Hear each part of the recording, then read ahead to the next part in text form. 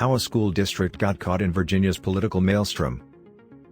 LEESBURG, long before the father was tackled by sheriff's deputies at the school board meeting, before there was shouting to reopen classrooms, and before Parents Matter became the central slogan of the most closely watched campaign in the post-Trump era, Loudoun County was just another American suburbia taking a hard look at its schools. The county, at the edge of the Virginia sprawl outside Washington, had grown much more diverse. White students were no longer in the majority, and educators were trying to be more aware of how racism could affect their students' education. The district hired a consulting firm to help train teachers about bias. It tried to hire more teachers of color.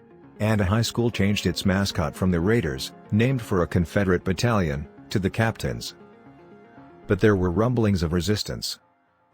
Vocal parents protested the district's anti-racism efforts as Marxism. Some teachers disliked the trainings, which they found ham-handed and over the top. And evangelical Christians objected to a proposal to give transgender students access to the restrooms of their choice, complaints that were magnified when a male student wearing a skirt was arrested in an assault in a girl's bathroom. Within a year, Loudoun County had become the epicenter of conservative outrage over education. Several hundred parents, in a district of 81,000 students, managed to pummel their school board and become a cause célèbre for opposing the district's handling of race and gender issues. Along the way, they got plenty of help from Republican operatives, who raised money and skillfully decried some of the district's more aggressive efforts, even buying an ad during an NFL game.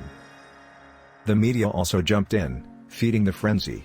The story rebounded from one outlet to another, with conservative media leading the way, from the New York Post to the Daily Wire to Fox News, which aired 78 segments on the racial issues at Loudoun schools from March to June, according to Media Matters, a left-leaning group that scrutinizes media coverage.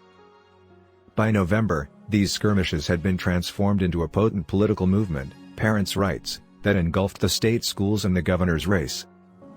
The Republican candidate, Glenn Youngkin, successfully tapped into the fury, adopting the slogan Parents Matter. Glenn became a vessel for their anger, said Jeff Rowe, founder of Axiom Strategies, Youngkin's campaign consultant. The campaign identified early on, he said, that education was a key issue that could make inroads in Democratic strongholds. Youngkin's opponent, former Governor Terry McAuliffe, won Loudoun County, but by a far narrower margin than President Joe Biden had won last year.